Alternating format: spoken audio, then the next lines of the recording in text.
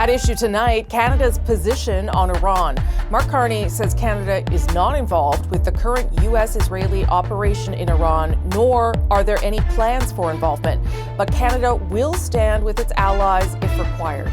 You've asked a fundamental hypothetical in a conflict that can spread very broadly.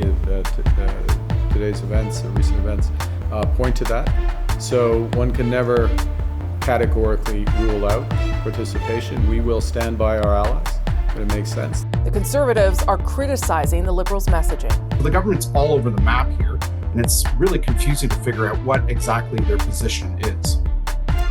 So what's to be made of how Mark Carney is framing Canada's role in the Middle East? How is he responding to the growing conflict? I'm Rosemary Barton, here to break it all down tonight. Chantal Hebert, Coyne and Althia Raj. Good to see everyone. So a bit of an evolving message, I think is fair to say, from the government that got us to where we are now. And obviously it's an evolving situation, so some of that I understand. But Chantal, give me your sense of how you think the Prime Minister is communicating his foreign policy approach in this instance. Okay, if there was a week that wasn't great for communicating on the fly when you're on the road and then trying to get your messages lined up while you don't really know what you're talking about, this was it. That being said, I didn't know that they gave prizes for being the first to react to something that Donald Trump does of the magnitude of what happened with Iran. But apparently someone thought so, because the messaging become cloudy because the Prime Minister seemed to be in a hurry to support whatever was happening without having been consulted, as he said, without any assurances that it was in line with international law, and without knowing what any of Canada's allies would have to say about this. Yeah. And the rest has been trying to reframe it in a more proper context, because over the time that it took from this early support of the U.S. initiative, it became increasingly clear that it wasn't clear what Donald Trump and the U.S. had signed up for how long and what, which makes me less severe about the we can't exclude that we would be participating, because I believe that's in the larger context of a larger conflict that spreads to NATO, and then our obligations kick in. But the problem is, if you're doing this on the fly, you're doing a news conference, then you don't for 3 days talk to anyone, then you reframe, then you suddenly say, I can't rule it out because it's becoming a bit of a mess. Maybe the next time it would be nice to take a breath to reflect before taking the first position. Yeah, I mean, the Prime Minister's office certainly says those comments were in relation to NATO and the fact that Turkey had been they had attempted to strike in Turkey.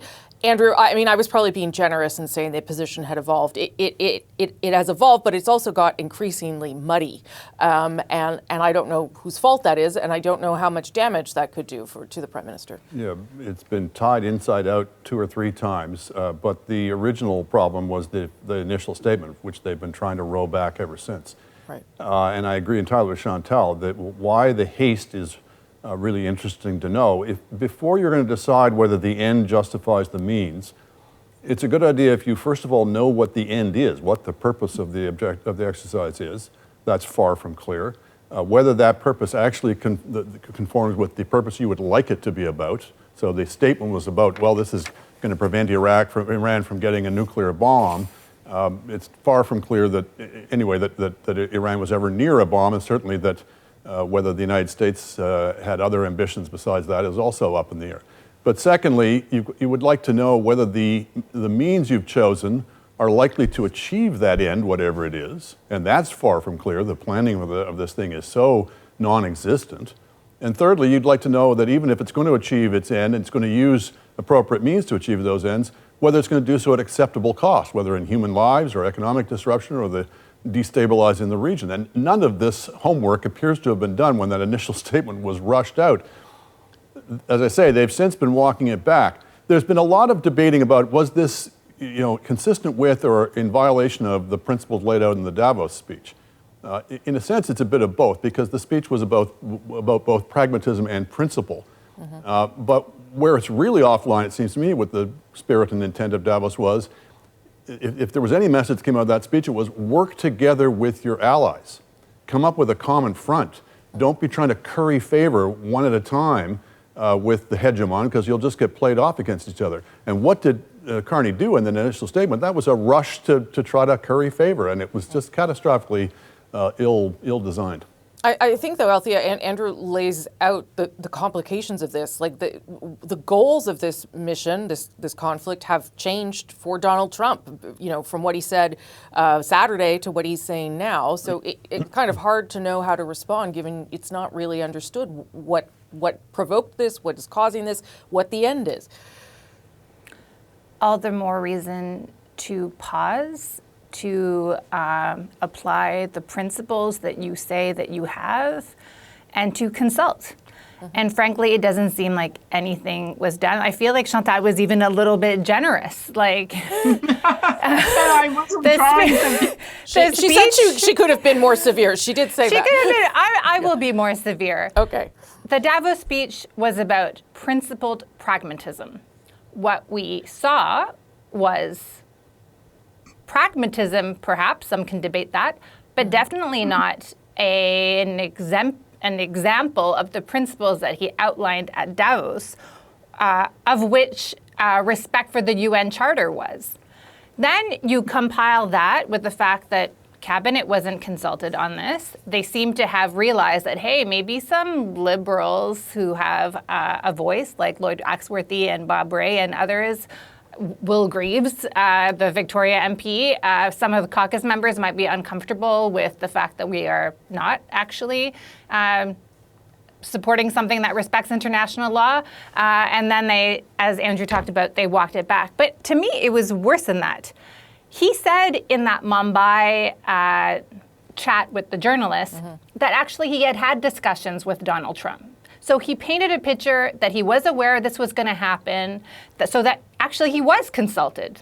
And then the strikes happen, and then the Canadian government issues its statement.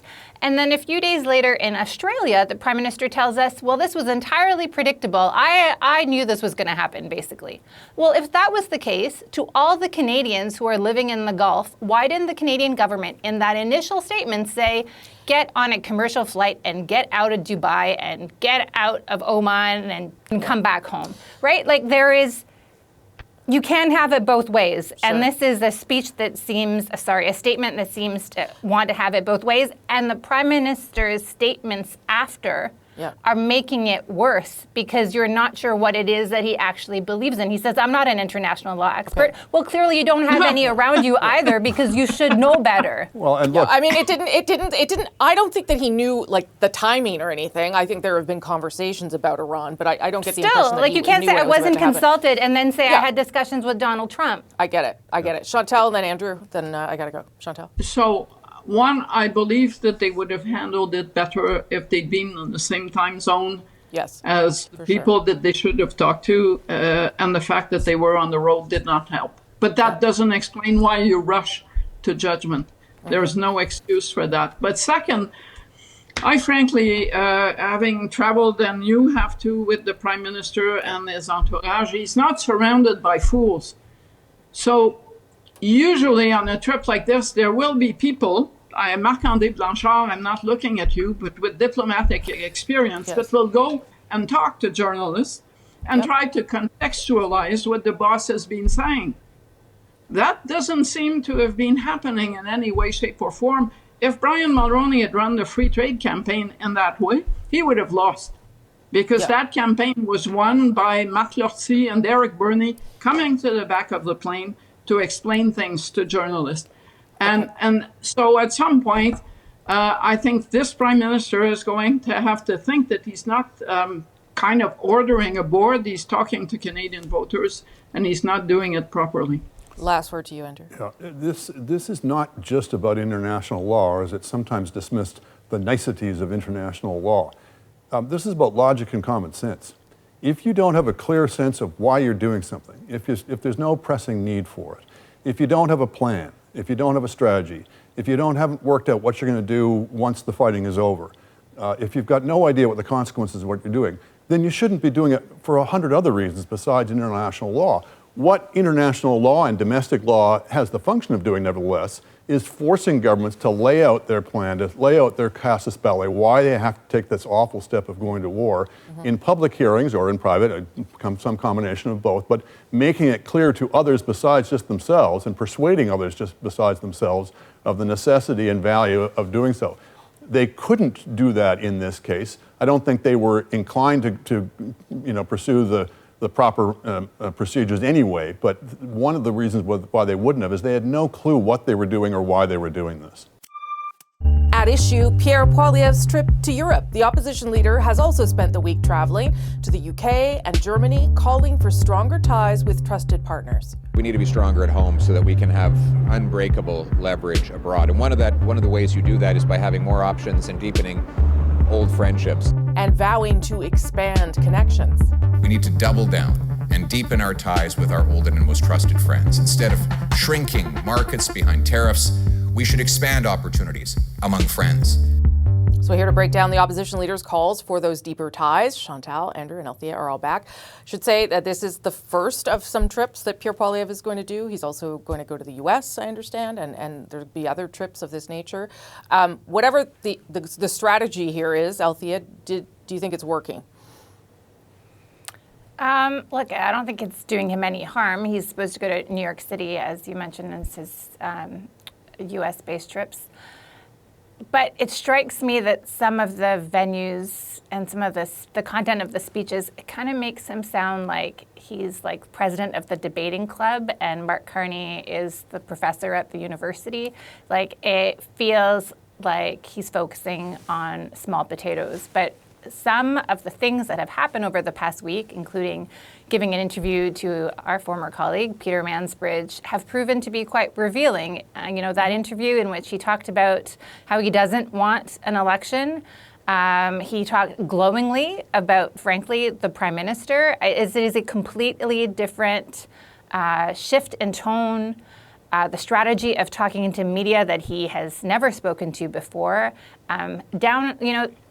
The way his office even relates to journalists is so different. And you kind of wonder, well, A, is it going to last? But also, like, where was this kind of more constructive dialogue? Like, I don't actually think the leader of the official opposition should be praising the Prime Minister. I think having a good opposition is a good thing for our democracy.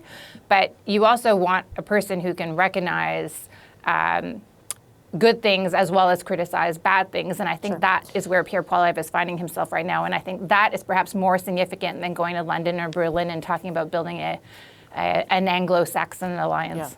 Yeah. It just showed to me, Andrew, like how difficult, I mean, he said it to Peter as well, how difficult a job it is to get into the conversation at a time like this when the Prime Minister is doing things and all Pierre Poilievre can do is talk about things and criticize things. It's hard. Yes, being opposition leader is a very tough job at the best of times. It's even harder in the kind of maelstrom we're in right now. But that's obviously not the only problem he's facing. He's got problems of his own making that he's frankly in the past behaved like a bit of a weirdo. So this is the normalization, the mainstreamization of Pierre Poilievre, and it's good as far as it goes. He's looked a lot more like somebody people could actually feel they've met from time to time. The Mansbridge interview, the speech that he gave in Toronto the other day, and on this foreign tour. It's notable on this foreign tour who he's meeting and who he's not meeting. He's meeting with center-right responsible adults, not with, let's say, the AfD in Germany, as some of his MPs have done in the past. So all of that is to the good. He's not quite looking prime ministerial yet, but he's certainly looking more like a mainstream political leader. Chantal? Well, it can't hurt, right? Because at this point, he is dragging the party down. So the first audience for this, I believe, is his shadow cabinet and his caucus. Yeah. To convince them that if they're going to be engaged in the current trade battle with the US, they can do so from the opposition benches, which wasn't obvious until 2 weeks ago and should have been obvious a year ago. As for the trip, I mean, you're not going to get a real bump in the polls from doing that, but you will probably take down some negatives. You're going to look like you can go and have serious adult speeches in other countries. What you're proposing, I don't think it goes down well with a lot of voters, not conservatives, that you go to Germany and tell them, if I'm prime minister, I'm going to, bulldoze my way to pipelines. Not a great selling point in some areas of the country. And the Anglo-Saxon Alliance, well, let's be easy on this in Quebec because, yeah, really, how exciting. But still, it's an interesting shift. And I think that the leader of the opposition should not be at the beck and call of the prime minister, but in this situation stands to benefit more by saying, I can do better than this guy, rather than saying, I'll do everything that he doesn't do. Yeah. Go ahead, Althia, go ahead. I would say one of the things that I think is really useful about his message at the moment is the focus on CUSMA and trade with the United States. And whereas we just talked about the Prime Minister's statement as a nod to Donald Trump, partly because he's afraid of what will happen with CUSMA and is trying to curry favor, I believe, with the President of the United States, we have in Pierre Poilievre someone who's constantly putting that at the forefront. And a lot of people in the business community, especially in Ontario, where I am at the moment, want the government to be focused on CUSMA and feel like the government is not focused enough on that. And so I think, as we expect, it's going to be a rocky road ahead. Yeah. Having him kind of carve out that space for himself is a really good thing. Although Dominic LeBlanc heading down to meet with Secretary Greer, and those conversations are happening too. But it feels like they've left sectoral tariffs off the table. They're not pursuing that strategy anymore. So you have, that's what I mean by that. Yeah. Okay. At issue, the Liberal lead. New polling from Leger suggests support for Mark Carney's Liberals has grown to almost 50%, with a 14-point lead over the Conservatives. The Liberals have not polled this high since 2016, following Justin Trudeau's victory over Stephen Harper. So what's behind the lead, and can the party sustain these numbers? Let's bring everyone back. Chantal, Andrew, and Althia. I would note that on March 9th is the one-year anniversary of Mark Carney becoming the Liberal leader. I can't believe it's been a year. This seems like a long honeymoon to me, Andrew, and I don't know where it's not going to stay. It's not going to stay this high, but it does make me wonder again, and it makes me wonder how Liberals cannot want an election. Not to put that out there, but listen, these are kind of crazy high numbers.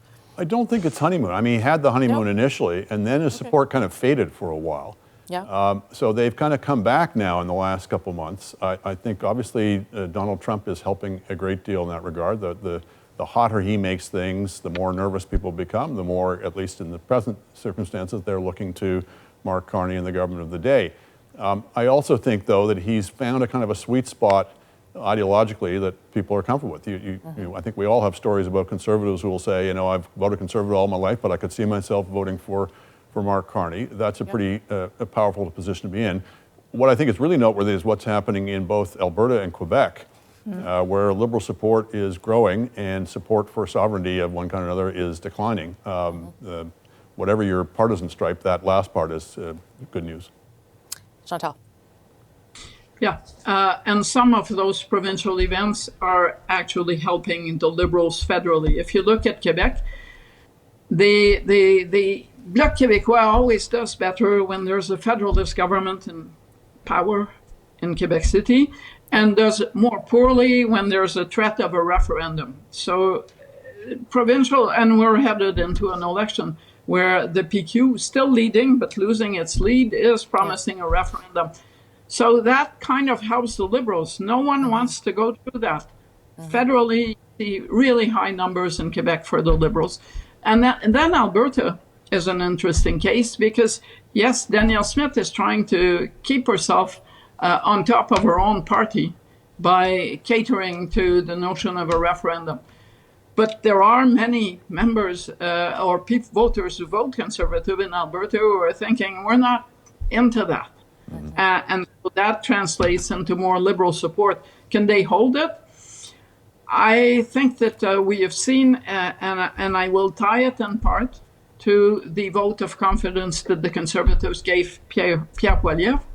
Ever since then, every poll There are 8 polls in February that I've looked at. The margin in 5 of those is over 10 points in favor of the Liberals. So clearly, the Conservatives were happy to keep Mr. Poilievre, but maybe voters in general were hoping for another outcome. Yeah, I mean, I wouldn't talk about one poll. It's because, as Althia says, it's an overwhelming trend for the Liberals. As Chantal said, sorry, Althia. That's okay. I agree with what Chantal said. That's what the surveys show and say. Yeah. What to say? I don't know if it's going to last. It seems like it's lasting because, as Andrew said, there's Donald Trump that many Canadians view as an existential threat, and they believe that Mark Carney is the leader best placed to address that threat. There is also deep malaise within the Canadian electorate over Pierre Poilievre. I think also partly the NDP has not done itself any favors. I mean, polling at 5% is like Green Party territory. Like that, these numbers are unbelievable for the party. I was even speaking to somebody in the party today, and they were like,